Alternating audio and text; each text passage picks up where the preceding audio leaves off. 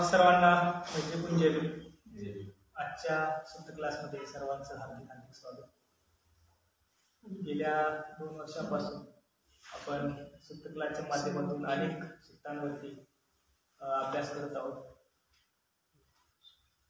आज आपण रट्टपाल सुट्ट या सुट्टाचा अभ्यास करणार आहोत। मध्यम निकायामध्ये राजवग आहे, त्या राजवगामध्ये 82 नंबरचं सुट्ट आहे।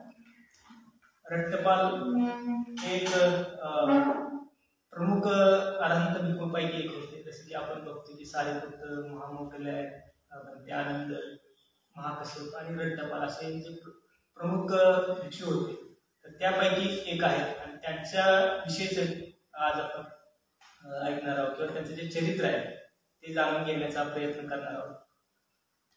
रट्टपाल हे श्रद्धेमध्ये आग्रह असणारे एक व्यक्तिमत्व आहे। त्यांच्यामध्ये श्रद्धा फार जबरदस्त असते। धर्मानंद कोसंबी त्यांच्याविषयी म्हणतात की त्यांची श्रद्धा ही असीम श्रद्धा होती आणि अशापैकी हे रट्टपाल आहे। त्यांचं चरित्र आज आपण जाणून घेण्याचा प्रयत्न करत आहे।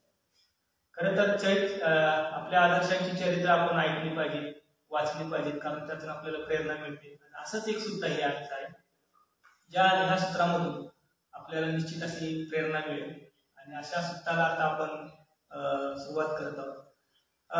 भगवान बुद्ध कुरु देशामध्ये चारिका करत असताना मोठ्या भिक्खू संघासह चारिका करत होते आणि ते चारिका करत असता जे तुल्लकोटीत नावाचे एक गाव आहे, त्या गावामध्ये चारिका करत करत गेले होते आणि हे जे तुल्लकोटीत गाव आहे, ह्या तुल्लकोटीत गावामध्ये ब्राह्मण जे लोक आहेत ते राहत होते आणि त्या ब्राह्मण लोकांनी भगवंतांच्या विषयी बरंच काय ऐकलं होतं। भगवंतांची जी काय प्रसिद्धी होती ती चारही दिशेला पसरली होती आणि ही जी काय प्रसिद्धी आहे ती प्रसिद्धी त्या ब्राह्मण लोकांनी ऐकली होती। त्यांनी भगवंताच्या बाबतीत असं ऐकलं होतं की भगवंत आनंद आहेत, सम्यक बुद्ध आहेत, विद्याचरण आहेत, सुगती प्राप्त आहेत आणि जे पुरुषांचे दमन सारथी आहेत, अशा अनेक प्रकारचे जे काय भगवंताच्या बाबतीत त्यांनी ऐकलं होतं। प्रज्ञेमध्ये सर्वश्रेष्ठ आहेत किंवा अनेक गोष्टींचा साक्षात्कार करून त्यांनी धर्माला उपदेश केलेला, अशा प्रकारची प्रसिद्धी या ब्राह्मण लोकांनी ऐकली होती आणि त्यांच्या मनामध्ये पण आज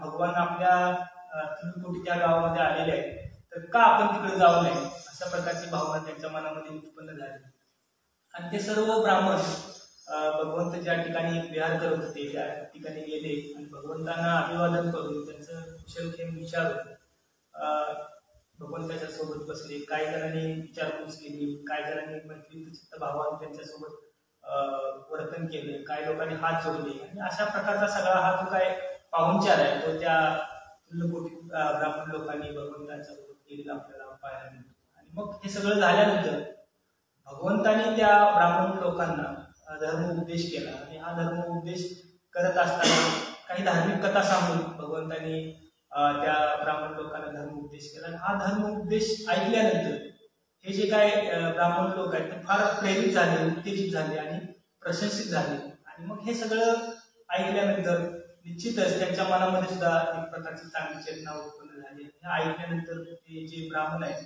ऐकून सगळं झाल्यानंतर परत एकदा ते भगवंतांना अभिवादन करून ते निघून गेले आणि हे निघून जात असताना हे सगळं ऐकत असताना हा जो रट्टपाल नावाचा युवक हा त्यावेळेचा आहे आणि तो त्या सभेमध्ये होता आणि त्यानं हे जे काय भगवंताचं भाषण असेल किंवा जी देशना आहे ते ऐकली आणि ते ऐकल्यानंतर त्यांच्या मनामध्ये त्याच जे ते ऐकत असताना त्यांना सम्यक दृष्टी, आपल्याला म्हणूया की सम्यक दृष्टीचा लाभ झालेला पाहिजे आणि ते भगवंतांना भगवंतासोबत हे सगळे निघून गेल्यानंतर भगवंताच्याकडे जातात आणि भगवंतांना म्हणतात की आपण जो धर्म उपदेश केला तो अत्यंत परिशुद्ध धर्म उपदेश आहे आणि स्वच्छ केलेल्या शंकासारखा हा धर्म उपदेश आहे आणि हा धर्म उपदेश ऐकल्यानंतर माझ्या मनामध्ये चेतना उत्पन्न झालेली आहे की मला असं वाटत आहे की आता हा जो धर्म उपदेश आहे हा धर्म उपदेश ऐकल्यानंतर तो घरी राहून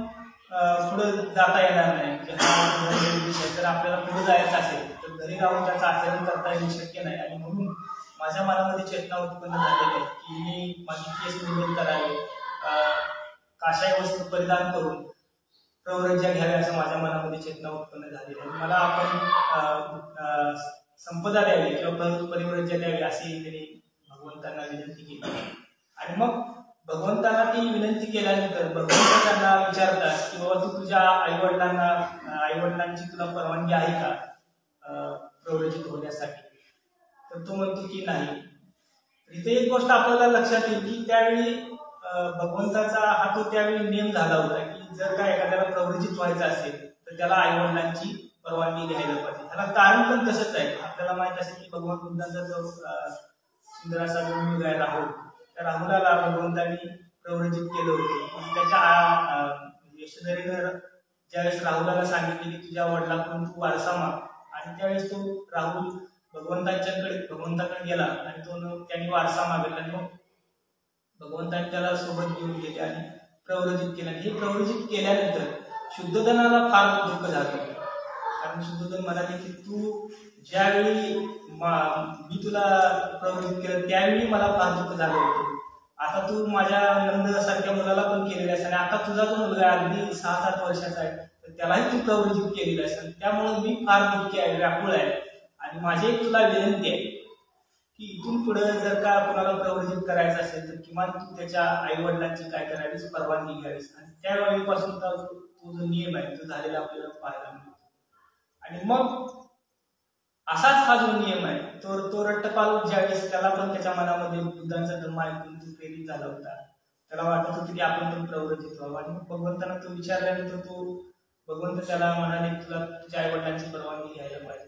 तो म्हणाला ठीक आहे, मी माझ्या आई वडिलांची परवानगी घेतो आणि मग मी आपल्याकडं येतो. आणि तो मग घरी गेल्यानंतर आई वडिलांना जर सांगितले की मी आज भगवंताचा जो धम्म आहे तो ऐकला, आणि तो ऐकल्यामुळं मला फार एक प्रकारची ऊर्जा मिळालेली आहे. तो त्यांचा जो धम्म आहे तो अगदी परिशुद्ध आहे आणि अगदी स्वच्छ केलेला शंकासारखा आहे. आणि या धर्माचं आचरण करून मुक्त व्हावं अशा प्रकारची माझी भावना माझ्या मनामध्ये उत्पन्न झालेली आहे. ते घरात राहून करू शकत नाही, कारण घरात राहिल्यामुळे अनेक प्रकारचे जंजाळ आहे. या जंजाळामध्ये राहून ते करता येणार नाही. आणि म्हणून तुम्ही मला काय करावं की परवानगी द्यावी प्रव्रजित होण्यासाठी. आणि हे ज्यावेळेस ऐकतात त्याचे आई तर त्यांना ते फार म्हणजे शॉकिंग गोष्ट त्यांच्यासाठी होती.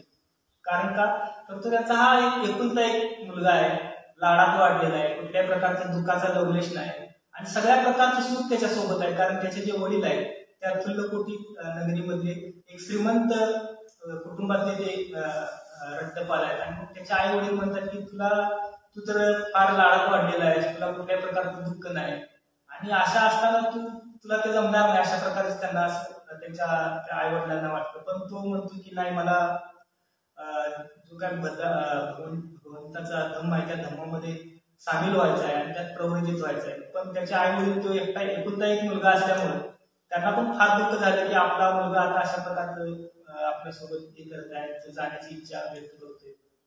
त्याने भरपूर त्याला मनवण्याचा प्रयत्न केला पण तो रट्टपाल काय ऐकायला तयार नव्हता. आणि रट्टपाल फार म्हणजे त्यांनी हे केलं होतं, कारण त्यांनी तो निश्चयच म्हणून एक प्रकारचा सम्यक संकल्पच केला होता की कसल्याही परिस्थिती मला भगवंताच्या धर्मामध्ये प्रवृत्त व्हायचं आहे.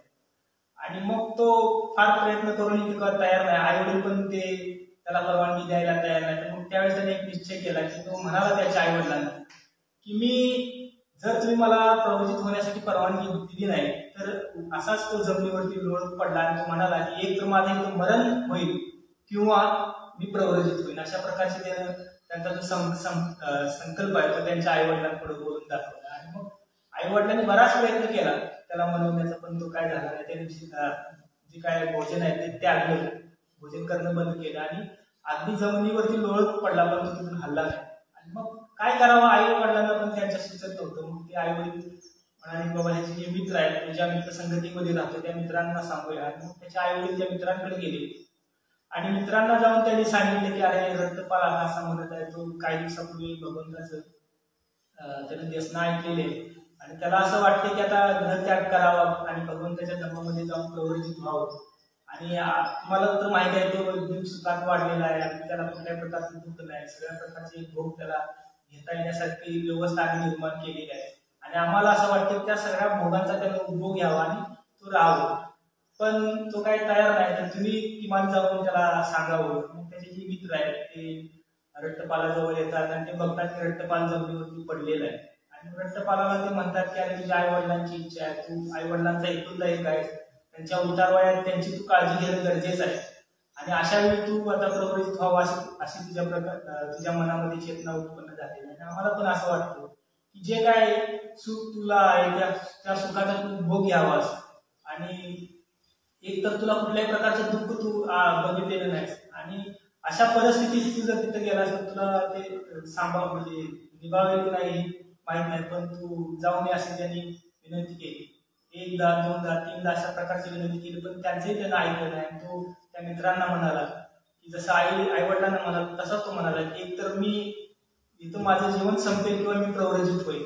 आणि अशा प्रकारचा हा जो संकल्प आहे तो दृढ संकल्प त्याच्या मनामध्ये त्या मित्रांनी पण जाणला आणि मग त्या मित्रांना वाटलं की अरे आता ह्यातून मार्ग काय काढला पाहिजे. मग ते त्याच्या आई वडिलांजवळ गेले आणि त्याच्या आई वडिलांना त्यांनी विनंती केली, सांगितलं तुमच्या मुलाचा जो संकल्प आहे तो अगदी दृढ संकल्प आहे, अगदी पहाडासारखा तो संकल्प आहे, तरी दगड धोंडे आपण त्याला म्हणतो की डोंगर आहे हलू शकत नाही तसा त्याचा संकल्प अगदी दृढ आहे आणि तो काय त्या संकल्पावरून हटायला तयार नाही.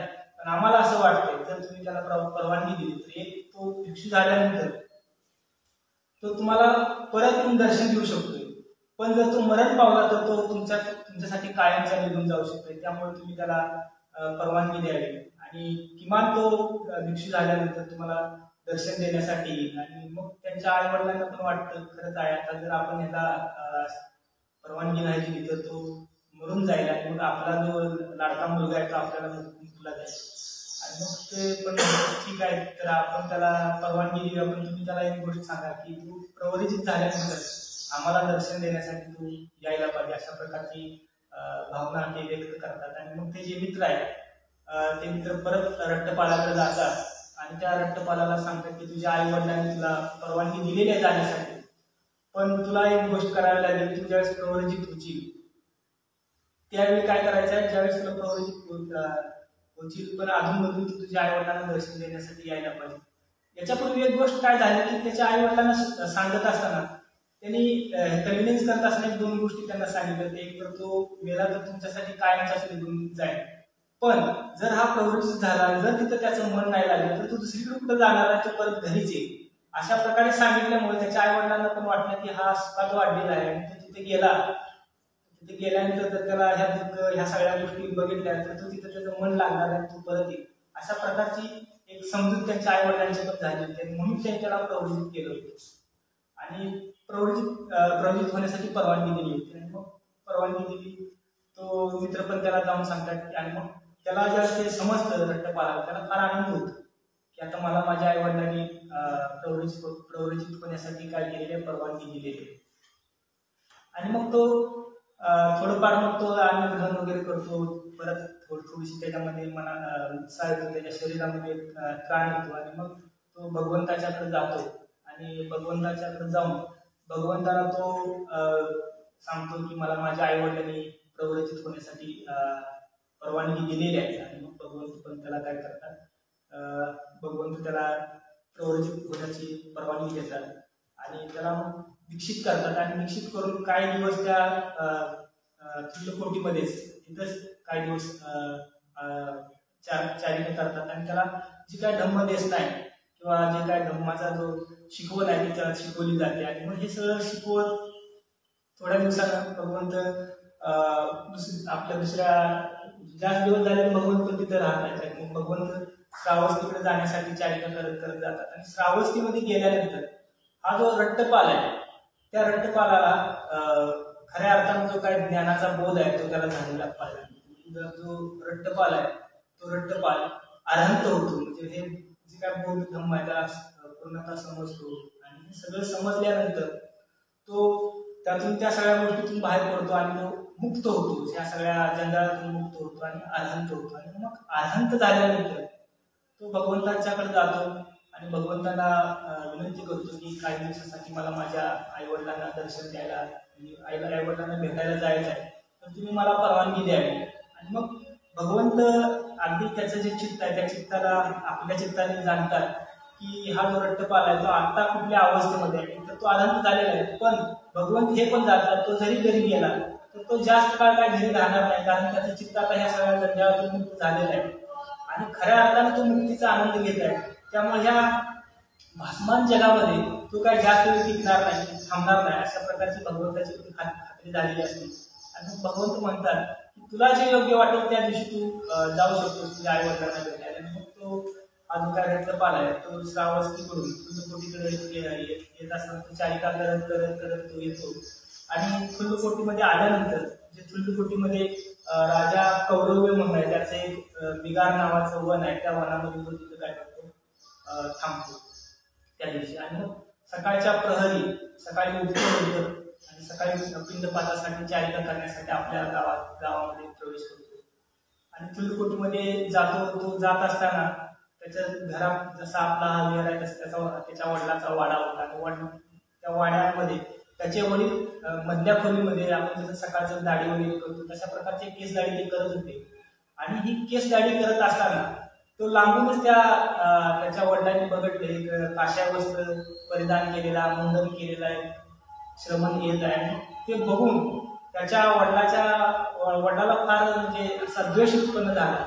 आणि या श्रमण आणि मुलग्याने माझ्या मुलग्याला प्रवृत्त केलेला आहे. आणि एकदम म्हणजे तो द्वेषात त्यावेळेस असा चौताळा होता. त्यांना त्यांचा तो मुलगा रट्टपाल आहे तो सुद्धा त्यांना त्या द्वेषामुळे ओळखू शकला नाही. तो त्यांच्या घरीच आला होता, कारण घरी यावं, दर्शन द्यावं आणि पिंडपात करावं अशा प्रकारची भावना रट्टपालाच्या मनामध्ये उत्पन्न झाली. रट्टपाल घरी आला आणि घरी आल्यानंतर जवळ आल्यानंतर त्याच्या वडिलांनी म्हणजे एक प्रकारच्या त्याला धिक्कारलं आणि म्हणूया की आपण त्याला शिवीगाळ वगैरे केली असेल किंवा अशा सगळ्या काही गोष्टी केलेल्या दिसत आहेत. आणि मग हे सगळं केल्यानंतर रट्टपाल तिथून थोडस जाण्याच्या तयारी होता. तोपर्यंत त्यांच्या घरामध्ये एक दासी होती, रट्टपालाच्या घरामध्ये एक दासी होती ज्याला आपण मुकदम होती. ती काय करत होती, रात्रीचा जो शिळा जो भात असेल किंवा डाळ असेल तर ती टाकण्याच्या बेतानं बाहेर आली होती. आणि मग ती टाकणार होती. रट्टपाल पिंडपातासाठी आले होते. रट्टपालांनी बघितलं त्या दासीला की आता जो काय भात आहे, डाळ आहे ती टाकणार आहे. मग ते रट्टपाल तिला विनंती केली की तू जी काही डाळ भात शिळी आहे तू टाकणारच आहे, तू टाकणारच असेल तर तू माझ्या पिंडा म्हणजे हे जे काय पात्र आहे या पात्रामध्ये टाक.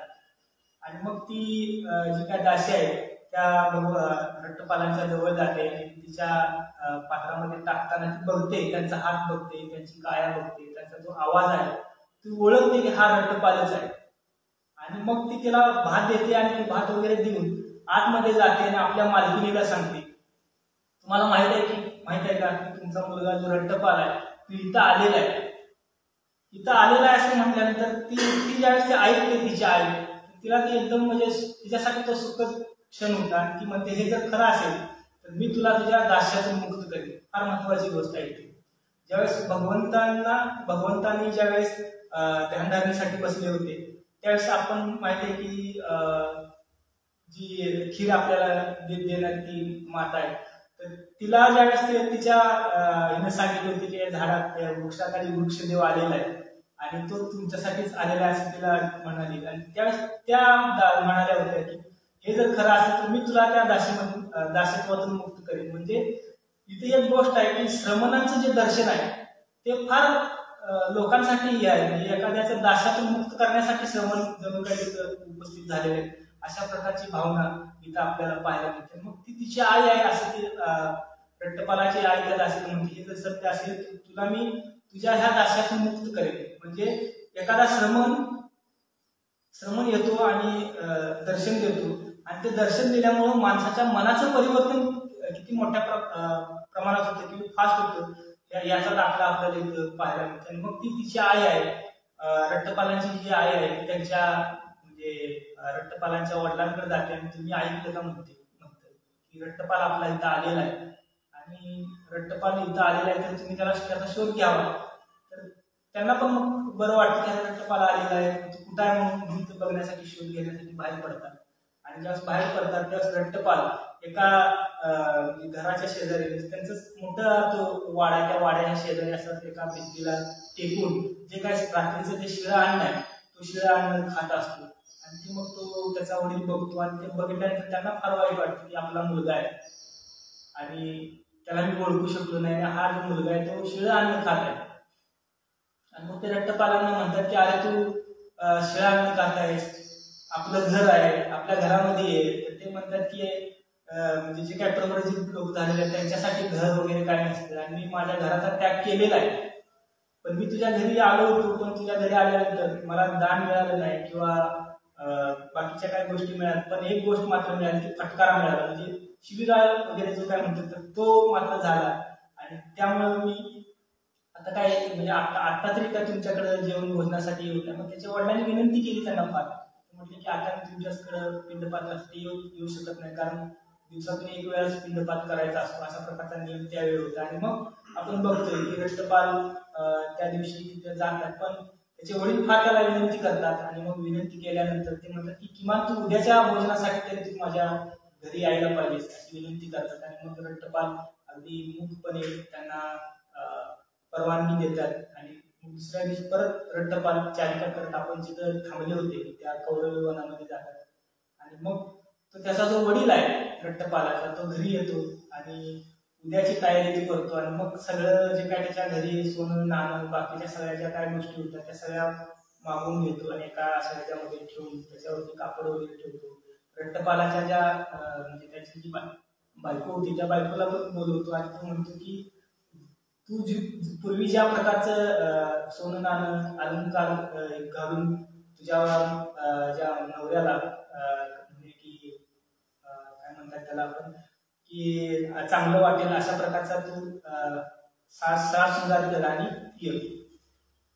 मग दुसऱ्या दिवशीची सकाळ होते, सकाळ सगळ्या बाकीची तयार होते आणि मग रट्टपालाचे वडील त्यांना निरोप देतात की बाबा भोजनाची व्यवस्था केलेली आहे, तयारी केलेली आहे, तुम्ही आता काय करा घरी या. मग रट्टपाल सकाळचं जसं पिंडपातासाठी जाण्याची जी काय व्यवस्था आहे ती सगळी व्यवस्था करून घरी जातात. आणि घरी गेल्यानंतर त्याचे जे वडील आहेत त्यांना बसायला आसन वगैरे देतात आणि आसन वगैरे दिल्यानंतर तर सुरुवातीलाच काय करतात, जे काय धन दौलत आहे ही धन दौलत ते त्याच्या पुढे ठेवतात आणि ठेवलेली असते त्याच्यावरचं कापड काढतात आणि म्हणतात हे बघ हे तुझ्या आईकडून मिळालेलं धन दौलत आहे, तुझ्या आईकडून आहे, माझं वेगळं आहे, तुझ्या आजोबांचं वेगळं आहे. ह्या सगळ्या धन दौलतीचा तू काय करावास उपभोग घ्यावास, ह्या कामभोगाचा तो उपभोग घ्यावास असं मला वाटते. आणि हे जे काही सामान्य आहे ते तू सोडून दे असं ते त्याला विनंती करतात. आणि मग इथे एक फार महत्वाची गोष्ट तिथं झालेली आपल्याला पाहायला मिळते. हे रट्टपाल त्याला म्हणतात की हे गृहस्था हे जे काय तू धन दौलत केलेले असते तुझ्याकडे ज्या काय बैलगाड्या त्या बैलगाड्या घेऊन ये, त्या बैलगाड्यांमध्ये सगळं धन भर आणि गंगा जी नदी आहे त्या गंगा नदीमध्ये काय कर हे सोडून दे. तर तू गृहस्थ म्हणतो हे का असं का, तर म्हणतात की हे जे काय धन दौलत आहे ह्या धन दौलतीमुळे तुला दुःख उत्पन्न होतं, शोक उत्पन्न होतो, मनस्य उत्पन्न होतं. हे सगळं तुझ्या दुःखाचं कारण आहे. मनस्य दुःखाचं कारण काय आहे, धन दौलत आहे. म्हणून ह्या धन दौलतीला काय कर तू सोडून दे. ही गोष्ट ज्यावेळेस म्हणतो त्यावेळेस त्याच्या वडिलाला समजते की हा आता ह्या गोष्टीमध्ये काय अडकणं शक्य नाही. मग तो त्याच्या ज्या काय रट्टपालाची जी बायको आहे त्या बायकोला तो सांगतो की आता तू तुझा प्रयत्न कर. त्याची बायको तिकडे जाते, अगदी शृंगार केलेला असतो, त्याला विनवण्याचा प्रयत्न करते की तुम्ही गृहस्थी जीवनाच्या परत या. आणि तुम्ही अशा कोणत्या अप्सरेसाठी हे ग्रह त्याग केलाय, हे सामान्य कुठल्या अप्सरेसाठी केलेलं आहे. आणि त्यावेळी जे त्या रट्टपालाचं उत्तर आहे ते फार मार्मिक उत्तर आहे. तर ते तिला म्हणतात की मी कुठल्याही अप्सरेसाठी हे भगिनी, त्यांचा शब्द जो आहे तो काय, हे भगिनी कुठल्याही अप्सरेसाठी हे प्रवृत्त झालेलं नाही. हे ज्यावेळेस ते ऐकतात की जी त्याची जी पत्नी आहे भगिनी हा शब्द ज्यावेळेस ऐकते त्यावेळेस ती तिथंच ते मूर्छित होऊन पडते. तिला पण समजते की आता माझा नवरा काय परत येणार नाही, हा मला बहीण समजतोय, त्यामुळं आता ह्याला मी जास्त प्रकारे हे नाही करू शकत, अशा प्रकारे ती त्याला म्हणते. आणि मग हे सगळं होतं. आणि मग रट्टपाल त्या आपल्या वडिलांना म्हणतात की बघ तुला जर मला जेवण द्यायचं असेल तर दे, मला किमान तो त्रास देऊ नकोस असं ते म्हणतात. आणि मग त्या जे काय रट्टपालांचे वडील आहेत त्यांना पण समजते की आता काय आपण ह्याला जास्त संबंध ओढवू शकणार नाही. रट्टपालाला म्हणतात की बाबा भोजन तयार आहे आणि हे काय जे काय भोजन तयार आहे त्या भोजनाचा तू स्वाद घे आणि भोजन करून तू हे करू शकतो. जो रट्टपाल आहे तर रट्टपाल अगदी भोजन वगैरे चांगल्या प्रकारे घेतात. भोजन वगैरे घेऊन हात वगैरे थोडंसं धुवून आणि उभ्याच एक गाथा तिथं म्हटलेली आहे. तर त्या गाठीचा अर्थ फार जबरदस्त असा अर्थ आहे. तर ती गाथा थोडीशी मी मराठीत ट्रान्सलेशन केलेलं आहे, ते वाचून दाखवतो, मग त्याचं आपण थोडंसं हे घेतो. ते काय म्हणतात, पहा विचित्र घडलेल्या आकाराला, वर्ण पूर्ण सज्जित आतुर बहुसंकल्प आहे, ज्याची स्थिती ध्रुव नाही. पहा विचित्र घडलेल्या रूपाला, जे मणिकुंडलासहित हाडे कातड्याने बांधलेले वस्त्रासहित शोभत आहे. अळीत लावले पायांना, भस्म आहे चेहऱ्याला, मूर्खाला मोहविण्यात समर्थ, पार गवेशाला आणले. 8 केळी केसांची वेली, काजळ विभूषित नेत्र, मूर्खाला मोहविण्यात समर्थ, पार गवेशाला नाही. नवीन विचित्र अंजन नलिका, जणू हे अलंकृत सडलेले शरीर, मूर्खाला मोहविण्यात समर्थ, पार गवेशाला नाही. व्याधीने जाल पसरले, पण मृग आला नाही जाळ्यात, चाऱ्याला खाऊन व्याधी रडवून चाललेला आहे. इथं त्यांना काय म्हणायचं, हे जे काय रूप आहे, हे शरीर आहे, ह्या शरीराला तुम्ही जे काय अलंकृत केलेलं आहे, हे शरीर मासाने बांधलेलं शरीर आहे.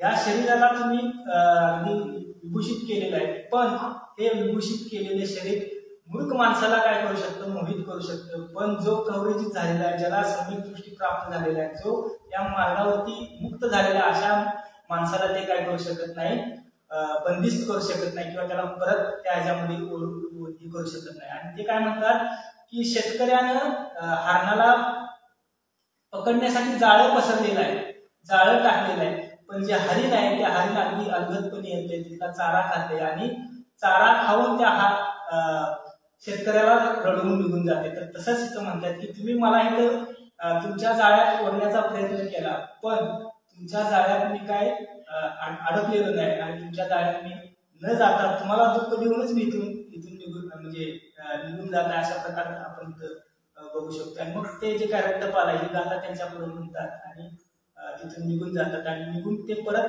जिथं जो काय कौरव राजाचा वन आहे, विगार नावाचा वन आहे, त्या वनामध्ये तिथं जातात. आणि तिथं गेल्यानंतर जो कौरव नावाचा जो राजा आहे, त्या राजाच्या मनामध्ये त्याच्या वनात जाण्याची चेतना उत्पन्न झालेली असते. असं वाटतं की आपल्या वनामध्ये जावं, थोडा वेळ विश्रांती करावी, अशा प्रकारची भावना त्या राजाच्या मनामध्ये उत्पन्न झाली. मग तो काय राजा म्हणतो, जो काही तिथला बागकाम करणारा असतो, त्या कर्मचाऱ्याला सांगतो की तू जा आणि त्या आपल्या मेघवनामध्ये जाऊन तिथे येणार आहे त्यामध्ये तू थोडीफार स्वच्छता कर. आणि मग तो जो काय कर्मचारी आहे, तो बाग स्वच्छ करत असतो. स्वच्छ करत असताना त्याच्या लक्षात येते की इथं हा जो रट्टपाल आहे, तो एका झाडाखाली विहार करत आहे, बसलेला आहे. स्वच्छता पण केलेली त्याला दिसते, कारण जे तिथे आपले भिक्षू असतील ते तिथे राहत असतील तर ते आपला जो परिसर आहे तो स्वच्छ करत असतात.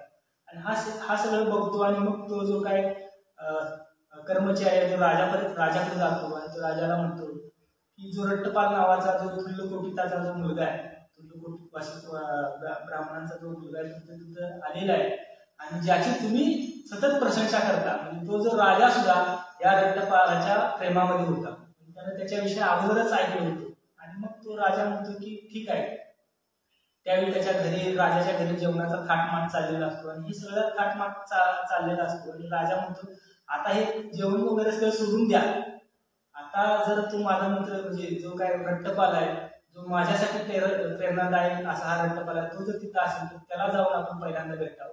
आणि मग जे काय त्याच्या रथ वगैरे तयार करतात. आणि मग तो राजा आपल्या त्या वनामध्ये ह्या रथामध्ये बसून आपल्या काही लोकांना घेऊन जातो. जिथपर्यंत रथ जाता तिथपर्यंत तो शक्य आहे तिथपर्यंत रथामधून जातो आणि रथामधून खाली उतरून परत तो जो राजा आहे आपला, तर तिथं त्या रट्टपालाकडे जातो आणि रट्टपालाला बघून त्याला अभिवादन करून एका बाजूला बसतो. म्हणतो की तुम्ही माझ्या ह्या आसनावरती बसावं. तर रट्टपाल म्हणतो की नाही, तुम्ही तुमच्या आसनावरती बसा, माझं आसन मी तयार केलेलं त्या आसनावरती बसतो. म्हणजे एकमेकांची विचारपूस करतात. आणि हे सगळं विचारपूस झाल्यानंतर तो राजा कौरव आहे, तो आपल्या रट्टपालांना म्हणतो की 4 गोष्टींमुळे लोक काय करतात, ग्रहत्याग करतात. आणि ह्या 4 गोष्टींमुळे ग्रहत्याग करून, दाढी करून, केस कापून, काशाय वस्त्र परिधान करून लोक प्रवर्जित होतात. आणि 4 कारणं आहेत, तो राजा ते सांगतो. म्हणजे त्यावेळेची जी काय प्रचलित व्यवस्था होती, त्या प्रचलित व्यवस्थेत ही 4 कारणं सांगितलेली आपल्याला पाहायला मिळतात. पहिली 4 कारणं काय आहेत, तर पहिलं कारण आहे जराहानी, दुसरं कारण आहे व्याधी हानी, तिसरं कारण आहे भोग हानी, आणि चौथं कारण आहे ज्ञातिहानी, तर थोडंसं मी त्याच्यावरती लिहितो. ह्या ज्या 4 प्रकारच्या हानी आहेत, ह्या जर हानी झाल्या असतील तर लोक काय करतात, प्रवृत्त होतात. अशा प्रकारची त्यावेळीची एक धारणा होती आणि त्याचं त्यांनी थोडंसं विश्लेषण केलेलं आपल्याला पाहायला मिळतं. हे आपण थोडंसं लिहून घेऊया.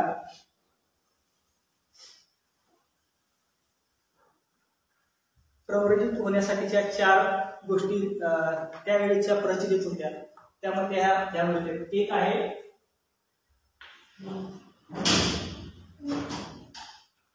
जराहानी,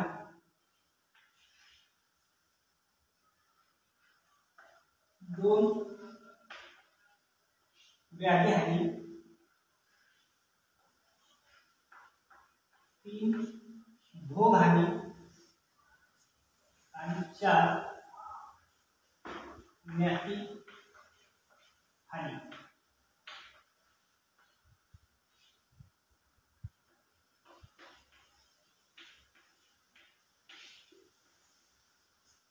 तर हा जो राजा आहे तो तर राजा काय करतो, ह्या विषयीचं त्याला थोडंसं समजावून सांगते की जराहानी म्हणजे काय आहे.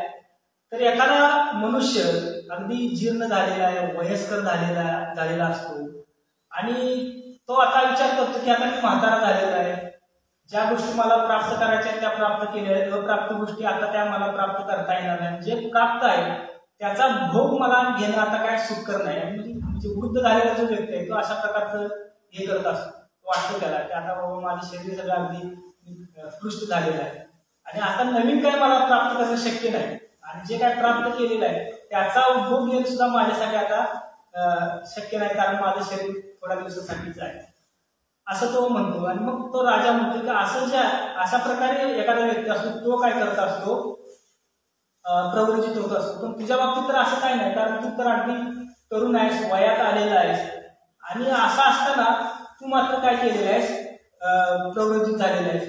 तर तू काय जाणून काय पाहून किंवा काय ऐकून प्रवृत्त झालास असं तो राजा त्या आपल्या रट्टपालाला म्हणतो. परत दुसरी जी हानी आहे ती व्याधिहानी आहे. व्याधिहानी म्हणजे काय, एखादा जो मनुष्य असतो तो रोगी असतो, दुःखी असतो, खूप आजारी असतो, त्यामुळे त्याला असं वाटतं की आता काय बाबा जे काही मी प्राप्त केलेलं आहे ते मी ह्या रोगामुळे आजारामुळे त्याचा मी उपभोग घेऊ शकत नाही किंवा जे अजून मला काय प्राप्त करायचं आहे ते प्राप्त मला ह्या आजारामुळे रोगामुळे काय करता येणार नाही. आणि मग आता हे जे काय न करता येत असल्यामुळे तो काय करतो, प्रवृत्त होत असतो. पण तुझ्या बाबतीत असं काही दिसत नाही, कारण तू तर अगदी तरुण आहेस, तुला कुठल्याही प्रकारचा आजार दिसत नाही आणि तू अगदी चांगल्या प्रकारे हे करतोस की म्हणजे न अतिशीत आहेस ना किंवा न अतिउष्ण आहेस, अगदी समविपात असलेल्या पचनशक्तीचा आहे. म्हणजे तुझी जी काया आहे किंवा तुझं शरीर आहे ते चांगल्या प्रकारचं शरीर आहे, तुला कुठल्या प्रकारचा रोग नाही किंवा आजार नाही.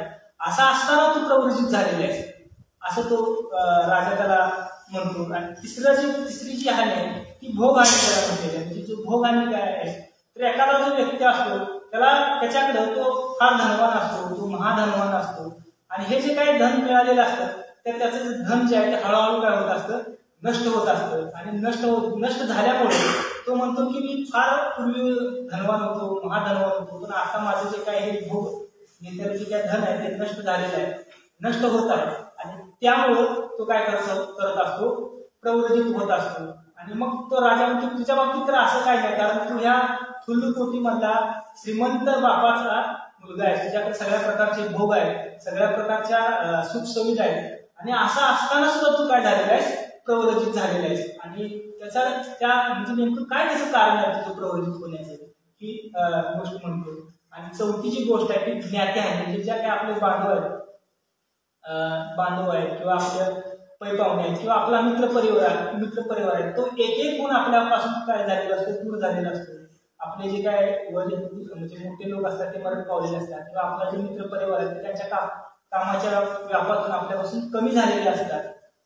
पण तुझ्या बाबतीत असं नाही म्हणतात, कारण तुझा मित्र परिवार पण फार मोठा मित्र परिवार आहे किंवा तुझे जे काय ब्राह्मण कुटुंब ह्या इथले आहेत ते सुद्धा जास्त आहे आणि तुझ्या अशा प्रकारची पण हानी झालेली नाही.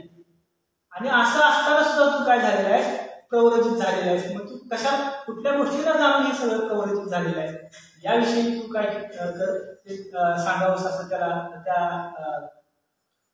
ज्या कौरव राजाला वाटतं. आणि मग ते हा जो काय आपला रट्टपाल आहे तर रट्टपाल त्यांना मग आपण जो काय प्रवृत्त झालेला आहे म्हणजे भगवंतांनी 4 धर्म उद्देश सांगितलेले आहेत तर त्याच्याविषयी त्यांना काय केलेलं आहे सांगितलेलं आपल्याला पाहायला मिळतं.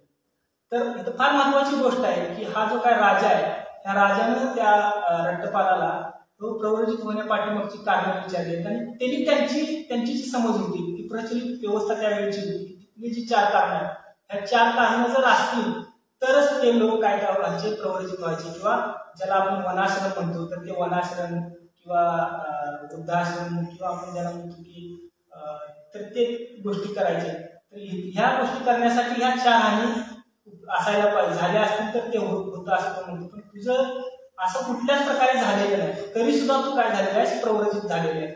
मग ती तुझी प्रवृत्ती होण्यापाठीमागची कारण काय तर ते जाणून घेण्याची उत्सुकता ह्या राजाच्या मनामध्ये झालेली आपल्याला पाहायला मिळते. हा जो काय रट्टपाल आहे तर रट्टपाल काय करतो की भगवंतांनी 4 धर्म उद्देश सांगितलेले आहेत. हे 4 धर्म उद्देश जे सांगितलेले आहेत त्याचा अनुभव केलेला आहे. त्याचा अनुभव करून जाणून मग भगवंतांनी काय केलेलं आहे धर्म उद्देश केलेला आहे आणि भगवंत सुद्धा हे 4 ह्या गोष्टी जाणूनच प्रवृत्त झालेले आपल्याला पाहायला मिळतात. मग हे 4 धर्म उद्देश काय आहे तर पहिला धर्म उद्देश त्यामध्ये सांगितलेला आहे की जग अनित्य आहे. म्हणजे हे जे काय जग आहे ते अनित्य आहे अशा प्रकारचा धर्म उद्देश केलेला आपल्याला पाहायला मिळते. दुसरा जे आहे हे जग त्राणरहित किंवा आश्रयरहित आहे. म्हणजे हे जे जग आहे ते त्राणरहित किंवा आश्रयरहित आहे. आणि तिसरा जो उद्देश केलेला आहे जग आपले नाही सर्वच सोडून जायचं आहे. हे जग आहे हे आपलं नाही सर्वच सोडून जावायचं आहे.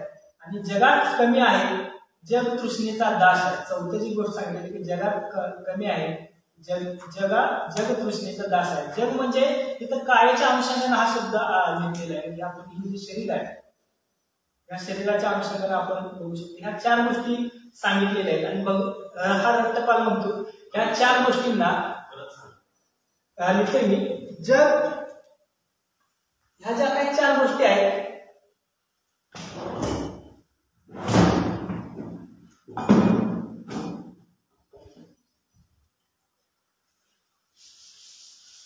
चार उद्देश आहेत हे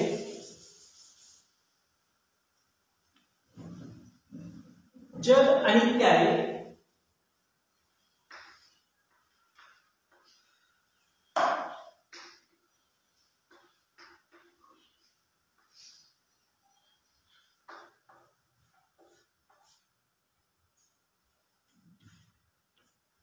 जग त्राणरहित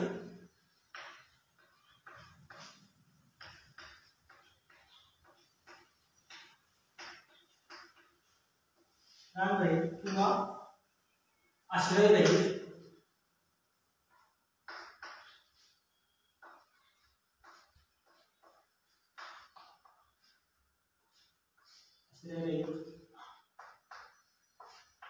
आहे. जग आपले नाही जग आपले नाही आपल्याला सोडून इथे सोडून सर्वच सोडून जायचं आहे. म्हणजे जे काय आहे ते सर्व सोडून जायचं आहे. सर्वच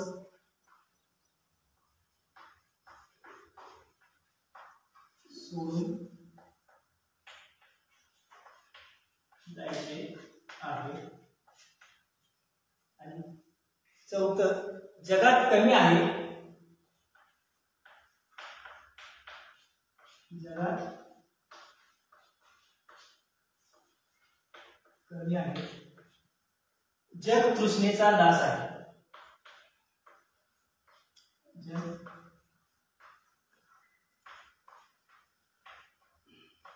तृष्णेचा दास आहे.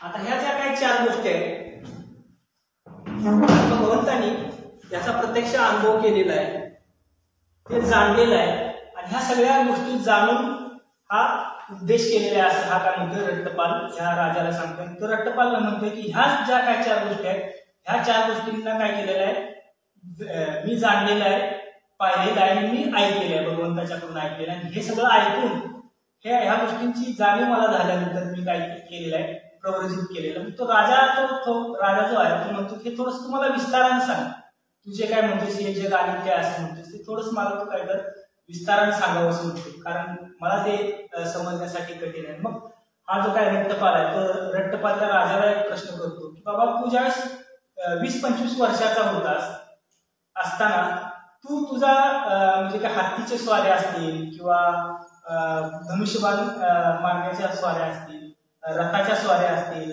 तलवारबाजीच्या स्वाऱ्या असतील, त्यामध्ये त्यावेळी तू 20-25 वर्षाचा असताना कसा होतास, अगदी स्ट्रॉंग होतास, किंवा तू 20-25 वर्षाचा असताना तुझे जे काय दंड आहे किंवा तुझे जे मांडे आहेत त्यामध्ये बळ होतं.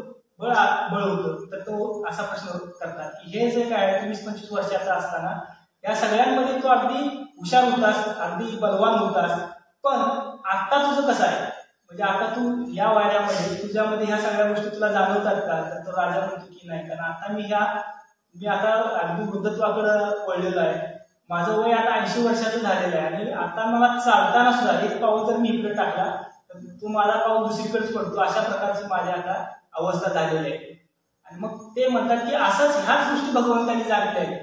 म्हणजे तरुणपणात जसा तू होतास, तू तरुणपणातली जी काय तुझी काया होती, ज्या कायाला अगदी तू मी म्हणतोस ती काया आता काय झालेली आहे, ज्यावेळेस तू वृद्धत्वाकडे आलेला आहे ती काया तुझ्या मालकीची नाही, ती तुझं ऐकत नाही किंवा तुझ्यासारखं जसं तुला पाहिजे आहे तशा प्रकारची नाही आहे, ती बदललेली आहे. आणि हे जग पण असंच बदलत आहे. पण आपल्याला मात्र काय वाटत असतं की जग ठोस आहे, ही जी काय धारणा आहे, ही जी काय मिथ्या दृष्टी आहे, ह्या मिथ्या दृष्टी माझी काय झालेली आहे, तुटलेली आहे, निघून गेलेली आहे, मला पण ह्या गोष्टीचं जाणीव झालेली आहे. आणि मग त्या राजाला सुद्धा ह्या गोष्टीची जाणीव होती की अरे हे बरोबर, हा जो काय सांगते ते बरोबर आहे, जग बदलत आहे, आपलं शरीर सुद्धा बदलत आहे. म्हणजे जसा मी जन्माला आलो त्यावेळेस अगदी बालक होतो, युवावस्थेमध्ये होतो, त्यानंतर माझ्या आता मी वृद्धावस्थेकडे आले आणि जसं मला पूर्वी माझं शरीर होतं तसंच शरीर माझं नाही. आता वृद्धावस्थेत आल्यानंतर शरीरामध्ये ताकद आहे, प्राण आहे, तो काय झालेला आहे, नष्ट झालेला आहे, अशा प्रकारची जाणीव होती. आणि मग त्याला सुद्धा राजाला सुद्धा समजतं की अरे हे जे काय सांगत आहे ह्या गोष्टींचा अनुभव करून हा काय झालेला आहे प्रवृत्त झाले आणि हे किती सुंदर आहे. तर राजाला सुद्धा वाटतं हे जे काय सांगितलेलं कारण आहे हे अगदी पटण्यासारखं कारण आहे, हे कारण म्हणजे चांगलं कारण आहे. आणि तो राजा हे ऐकून त्या राजाला सुद्धा फार आनंद होतो आणि हे तू जे काय सांगितलेलं आहे हे सत्य गोष्ट आहे असं तो म्हणतो. आणि मग पुढं म्हणतो की ह्या सगळ्या गोष्टी जाणून मी काय झालेलं आहे रट्टपाल म्हणतो की प्रवृत्त झाले. मग दुसरी गोष्ट तो म्हणतो की जसं तो राजा म्हणतो की दुसरी एक गोष्ट सांगते, जग प्राण रहित आहे किंवा आश्रय रहित आहे असं तू जे म्हणतोस ते थोडं आता मला तो विस्ताराने सांग. आणि मग रट्टपाल त्याला म्हणतो की राजाला म्हणतो की राजा की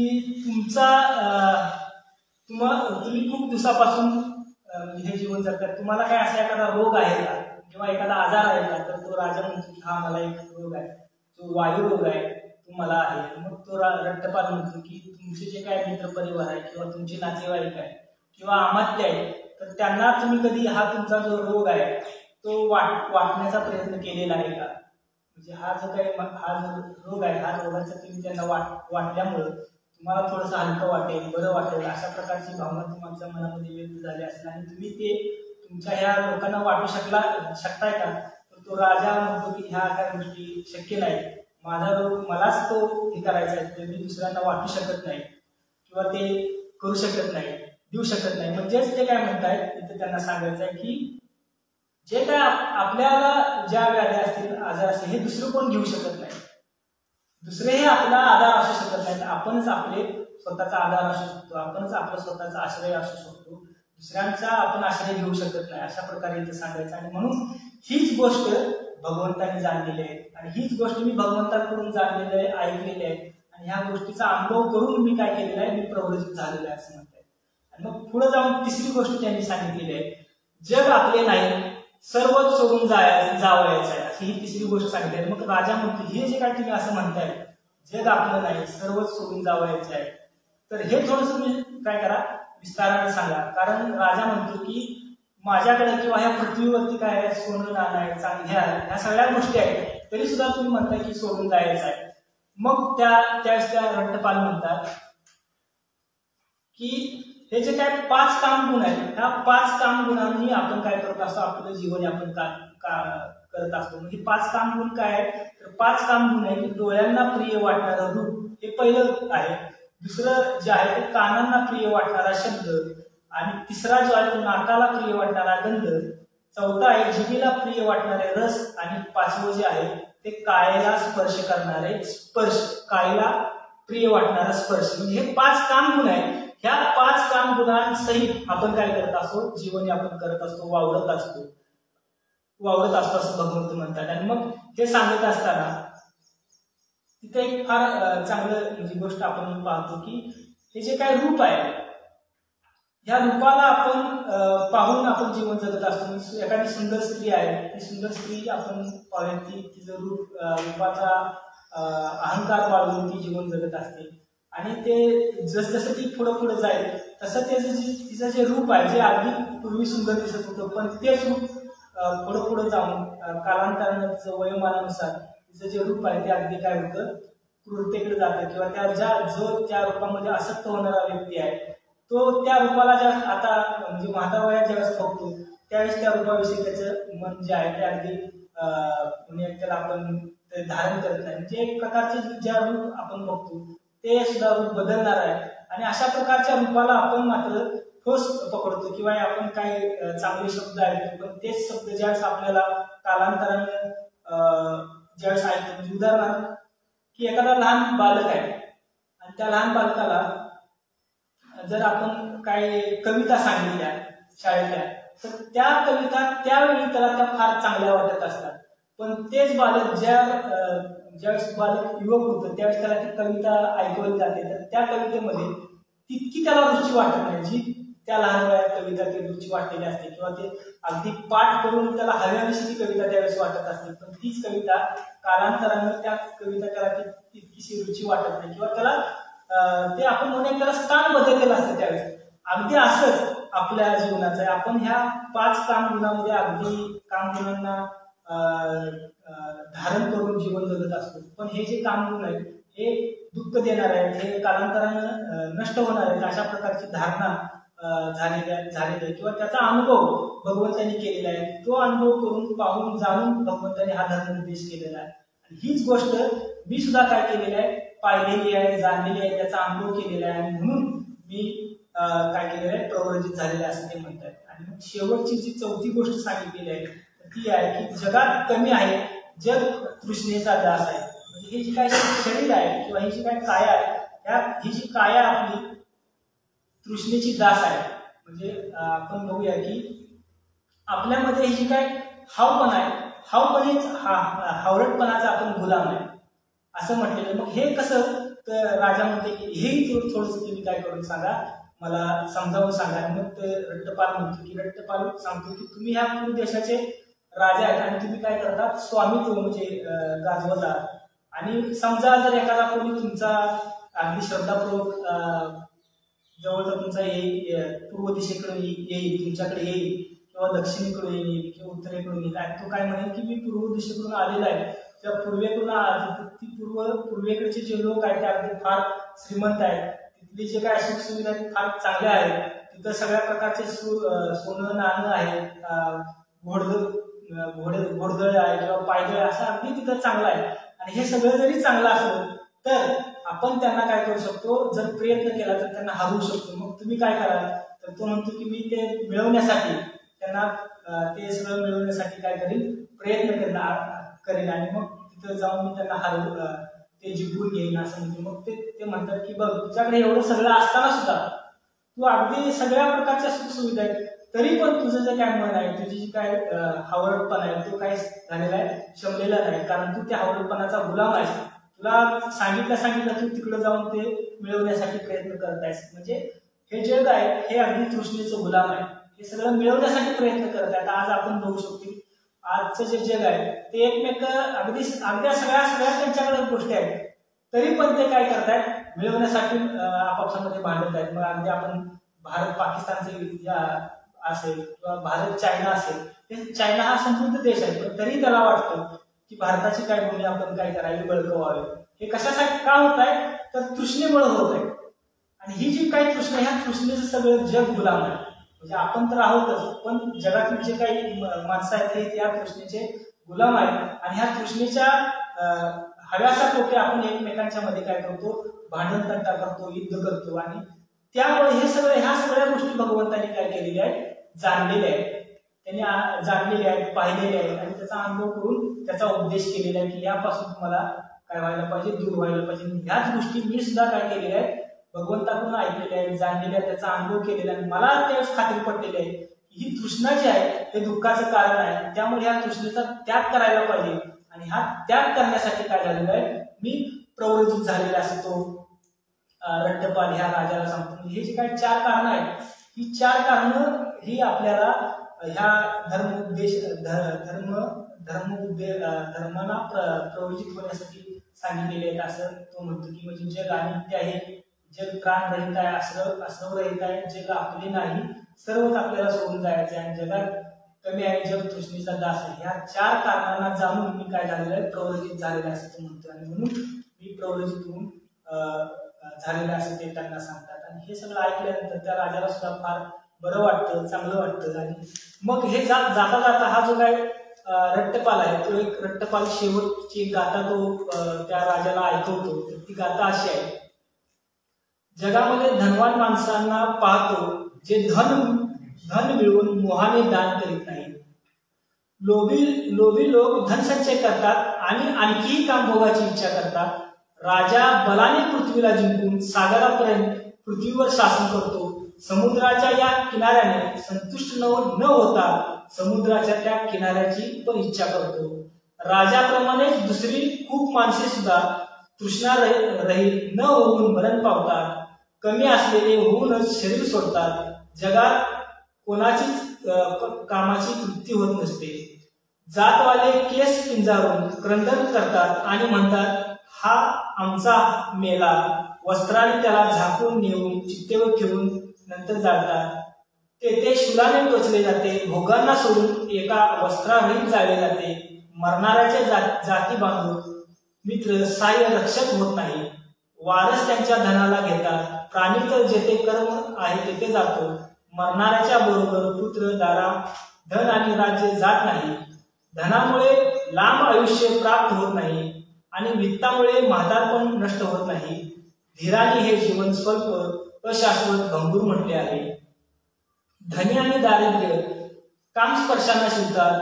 मूर्ख आणि पंडित सुद्धा मूर्खतेने विचलित होतो, पण पंडित स्पर्शाने विचलित होत नाही. म्हणून धनापेक्षा प्रज्ञा श्रेष्ठ आहे.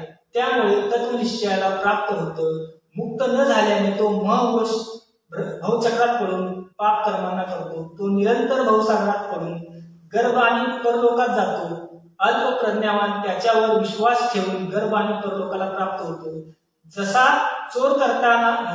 चोरी करताना पकडला गेलेला चोर आपल्या कर्माने मारला जातो, त्याचप्रमाणे पापी जन मरून दुसऱ्या लोकात आपल्या कर्माने मारला जातो. विचित्र मधुर मनोरम कामभोग नाना रूपाने चित्ताला चितावतो. म्हणून कामभोगाच्या दुष्परिणामांना पाहून हे राजा मी प्रवृत्त झालेला आहे. काय म्हणताय, हे सगळं बघून म्हणजे एखादा धनवान माणूस आहे, त्याच्याकडे भरपूर धन आहे पण तो दान करत नाही. एखादा लोभी माणूस आहे, तो लोभ काय करतो, लोभाने संचयित करतो पण त्याचा तो दान करत नाही किंवा कामभोगाने तो इच्छित होतो. किंवा आपण बघतो की जे काही आपले म्हणतो ते ज्यावेळेस मेले जातात तर त्यांना काय करतो आपण, एखाद्या पांढऱ्या कापडात त्यांना गुंडाळतो आणि चित्तेवरून त्यांना टाकून देतो आणि जे काही त्यांनी मिळवलेलं ते इथंच पडतं. त्याचा लाभ कोण घेतात, त्याचे जे काही नातेवाईक आहेत ते घेतात. आणि हे सगळं ह्या गोष्टींना जाणलेल्या म्हणतात. जसा ते म्हणतात की एखादा चोर आहे, चोरी करत असताना त्याच्या कर्मानं तो मारला जातोय. आणि असंच आपण पण आहे, म्हणजे आपण आपल्या कर्माने पापामध्ये पडतो. तर इथं त्यांना हेच करायचं. ह्या सगळ्या गोष्टी ज्या आहेत ह्या काय करणार आहेत, दुःखाकडे घेऊन जाणार आहेत, दारिद्र्याकडे घेऊन जाणार आहेत, अशांततेकडे घेऊन जाणार आहेत. आणि ह्या सगळ्या गोष्टींना काय केलेलं आहे, मी जाणलेलं आहे, भगवंतांनी जाणलेलं आहे.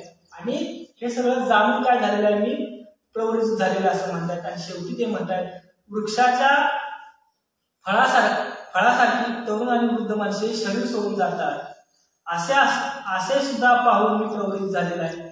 कारण की न पडणारे सामान्य श्रेष्ठ आहे. ते काय म्हणतात, हे जसं वृक्षाला पिकलेली फळं पडतात तसंच माणूस सुद्धा वृद्ध झाल्यानंतर तो मरणारच आहे.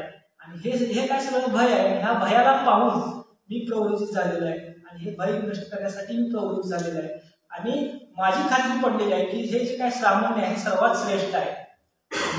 म्हणून मी काय झालेलं आहे ह्याच्यामध्ये प्रवृत्त झालेला असं तो त्या राजाला सांगतो आणि मग हे सांगतो आणि हे सुक्त जे आहे ह्या ठिकाणी संपतं. तर अशा प्रकारे हा जो काय रक्तपाल आहे त्या रक्तपालाने ह्या 4 गोष्टी सांगितलेल्या आहेत की प्रवृत्त होण्याची ज्या काही गोष्टी आहेत त्या त्याने सांगितलेल्या आहेत. ह्या 4 गोष्टींना जाणून तो प्रवृत्त झालेला आहे आणि खऱ्या अर्थानं तो एक चांगला भगवंताचा अग्रश्रावण बनलेला आपण पाहतो. तर हा जो रक्तपाल आहे तर ह्या रक्तपालाचं चरित्र आहे ते निश्चितच आपल्याला प्रेरणादायी असं असणारं हे चरित्र आहे. तर त्यामध्ये तुमचं सर्वांचं तुम्ही अगदी शांतचित्तानं रक्तपालाचं चरित्र ऐकलं त्याबद्दल तुम्ही पुन्हा बोलून शकतो. त्या ठिकाणी थांबतो. धन्यवाद.